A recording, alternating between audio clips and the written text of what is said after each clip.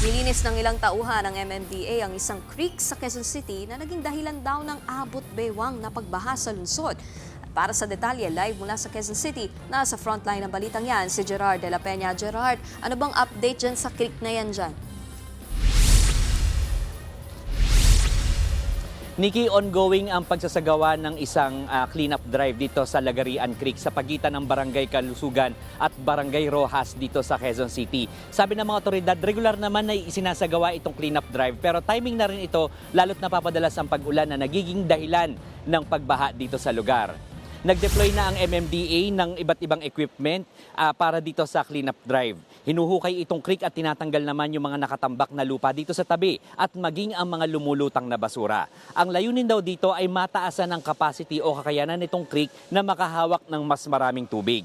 Ang nangyari kasi kapag umuulan, hindi dumadaloy ang tubig kaya umaapaw ito at nagiging dahilan ng pagbaha. Importante raw ang bahaging ito ng daluyan ng tubig dahil ito yung lagusan papunta sa San Juan River.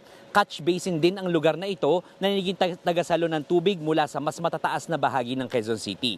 Ay sa mga residente dito sa Barangay Kalusugan, nitong Lunes lang kung kailan umulan ng malakas ay umabot ng hanggang bewang ang tubig. Malaking tulong naman daw ang paglilinis pero sana ay ginagawa rin ito sa mas matataas pang bahagi ng estero. Pakinggan natin ang pahayag ni Attorney Dale Peral, Head Engineer ng lokal na pamahalaan ng Quezon City at ni MMDA General Manager Procopio Lipana. Pagka po ma-desilt po natin to, maka-increase yung capacity po ng creek, malaking tulong po. Kasi po for example, for Rojas area, for Rojas district, estimated flood volume po natin will be around 30,000 cubic meters.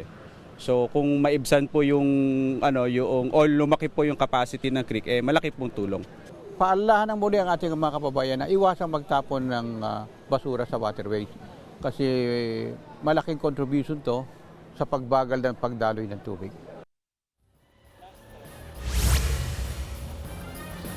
Nikki, ulitin lang natin ang paalala ng mga otoridad para doon sa mga nakatira malapit sa mga waterways, mga ilog, mga estero, ay huwag na magtapon ng basura doon sa tubig para makadaloy ito ng maayos lalo kapag umuulan.